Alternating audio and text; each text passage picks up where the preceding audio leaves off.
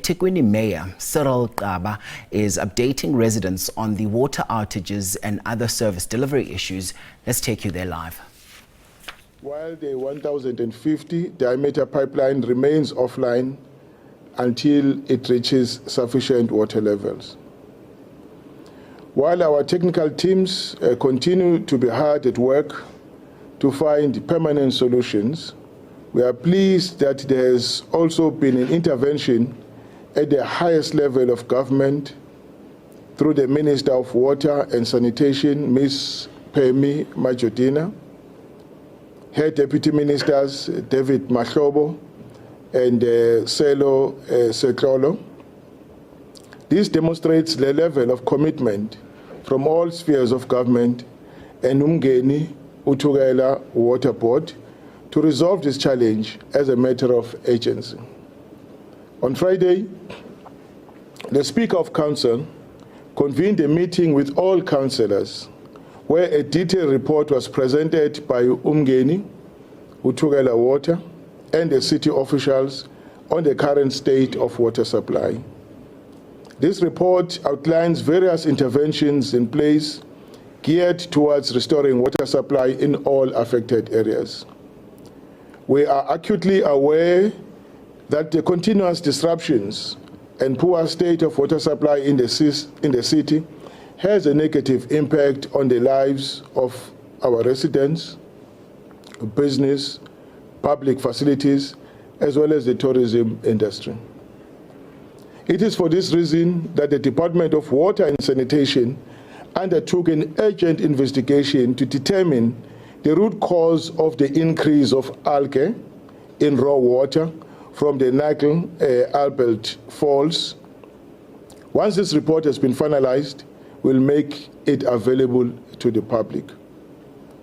In an effort to suppress the spread of algae, the Umngeni Uthugela Water continues to treat water at a point of obstruction at the Nigel Dam in order to decrease the concentration of algae before it reaches the Durban Heights water treatment works. The Water Board is also using shafts pumps to draw water from the Inanda Dam, which it mixes to dilute the algae from the algae at the Durban Heights waterworks. Of course, at the same time, concerted efforts to treat water with added dosages of chemicals continue at this plant. The result has been that this plant has now vastly improved and is currently supplying just over 500 megaliters of water a day to eThekwini. In turn, we are now seeing an improvement in the water levels in our reservoirs in some areas. Our technical team has assured us that they expect the situation to return to normalcy after 5 to 7 days. We appeal to residents who are already receiving water to reduce their consumption to help the system to recover fully. As short-term measure, we have deployed 228 water tankers in the northern areas, and we will continue to supply water to affected customers until the system fully recovers. As we have indicated, prior to this challenge, eThekwini had its own water supply problems, which we are currently tackling. As a result, every Friday, we are meeting technical teams from both the city and the Umngeni Uthugela Water to get updates on water infrastructure projects that we are implementing to address water reticulation challenges. I've extended this meeting to include councillors who will be clustered into groups according to their geographical locations so that timely information will be shared with them. This will ensure that they can communicate the water situation to communities, including water tank distribution plan. Other interventions we're implementing to improve water supply in the city include the lower Umkomazi Dam, which is under construction and is expected to be commissioned in 2027. This year, the Council supported the construction of the Upper Umkomazi Dam, paving way for the Department of Water and Sanitation to proceed with the implementation of this 28 billion rand project, which will be commissioned in 2032. We are confident that this project will provide a permanent solution to water challenges in the city. Ladies and gentlemen, as you know, the summer season is upon us. We are working diligently to ensure that our beach water quality is of the highest standard. This is critical to attract visitors to Durban. We are happy to report that working with Umgeni, Utugela Water, we are upgrading 10 wastewater treatment works, which account for 90% of the municipality's sewage treatment. We have also commissioned Umhlanga wastewater treatment works to reduce the load on Phoenix plant and Ohlange pump station, which is now fully operational. To reduce the risk of overflowing sewage in our beaches, we have embarked on an ongoing sanitation infrastructure repairs and installation backup generators and in pump stations. At this point, ladies and gentlemen, let me update our residents about some of the key decisions which were adopted by Council last week. I'll start with the first one on the deceased estate debt write-off. The city remains committed to strengthening its revenue collection strategies. At its sitting last week, Thursday, the Council took a resolution to write off debt on residential properties with a value of up to 1 million rand that are owned by the deceased estate. To qualify for this program, the debt must be over 24 months, and there must be a surviving person or occupier of the deceased property to make arrangements to pay for municipal accounts after the write-off to avoid the re-emergence of the debt. While the debt shall be written off in order to allow those affected to apply for the transfer of ownership, the beneficiaries or occupier of the deceased property will still be responsible for the payment of conveyancing fees to the attorneys of their choice. The only support from the Council will be to write off the debt and to issue the beneficiaries with immediate rates clearance certificates.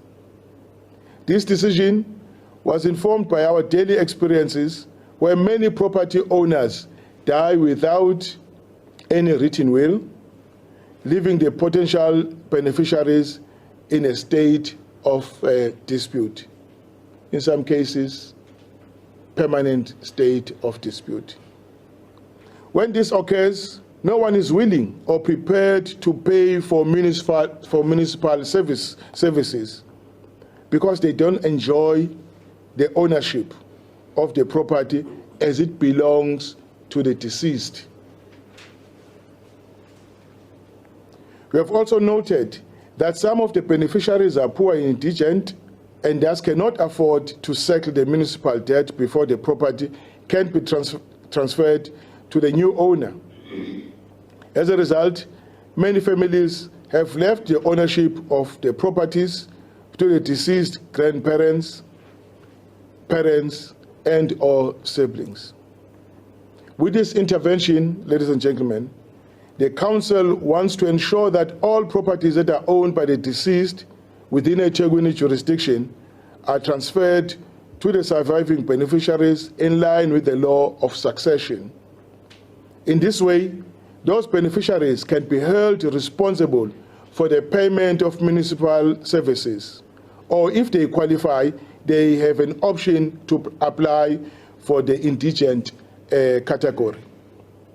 We strongly believe that this decision will provide much needed relief to struggling families, some of whom have resorted to connect to our services illegally,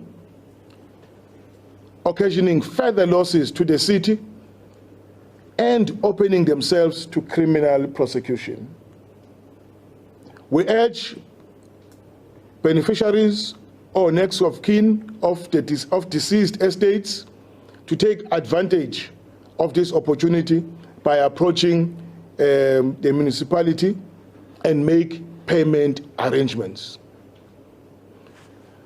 On the billing system reforms, in response to complaints by our ratepayers about the billing challenges in eThekwini municipality, we are currently in a process of changing our bill to ensure that it is user-friendly and easy to understand. We are undertaking this process fully aware that it must comply with applicable regulations and minimum key standards.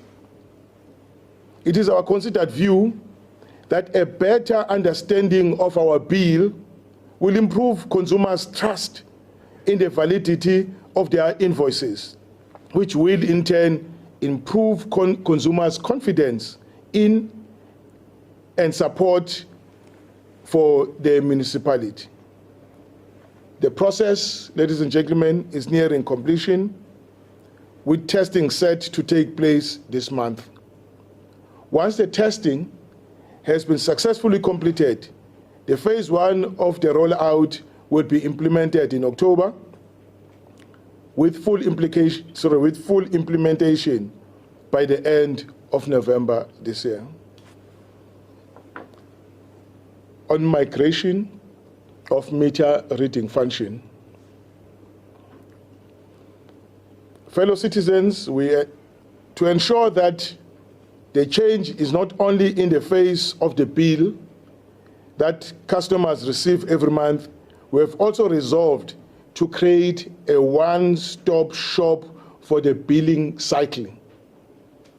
This means that our revenue management unit will take over the reading of water and electricity meters with immediate effect, run monthly billing of customers for consuming municipal services, and be responsible for the collection of debt arising from the billing. This will eliminate the challenge of sending customers from pillar to post when resolving their account queries. We are confident that these initiatives will bring about significant improvement in the quality and accuracy of the bills we issue to our customers monthly.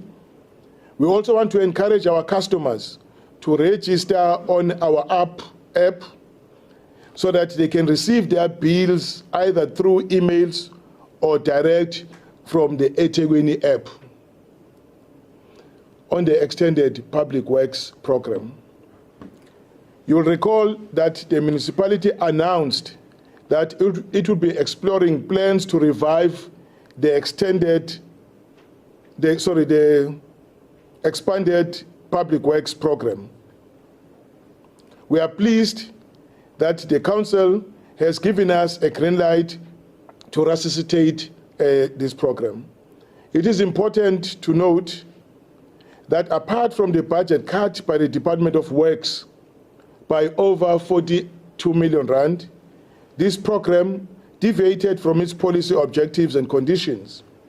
As we embarking on a recruitment drive this month, we'll be using this opportunity to regularize the program, the extended public, expanded public works program. Is it extended or expanded? Expanded. Expanded.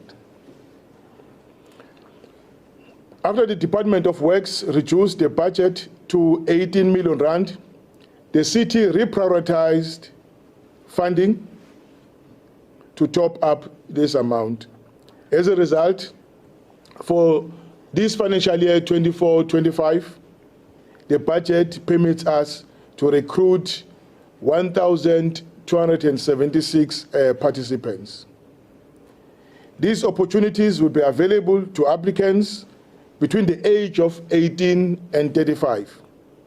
We want to assure the people of eThekwini that we'll continue to explore innovative ways of ensuring that the program serves its purpose of equipping young people with skills that are relevant to the job market. In closing, ladies and gentlemen, we want to update the residents of eThekwini that our efforts to revitalize the inner city are beginning to yield desired outcomes.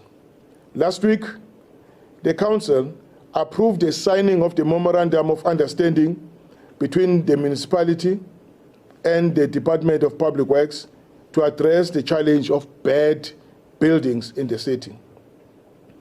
The city's rejuvenation program is led by the city manager himself and has 14 working streams that are focusing on bad buildings, public space management, and enforcement of bylaws. We've made it clear that lawlessness will not be tolerated in our inner city, and we want to assure our residents that police will continue to conduct law enforcement operations until we reclaim our streets from criminals. We want to thank all social partners on all spheres of government for collaborating with us to make eThekwini the most caring and livable city. I wish to thank you. Thank you so much. I thank you, City Manager. That's Cyril Xaba, eThekwini Mayor. They're giving an update on the water outages and other service delivery issues.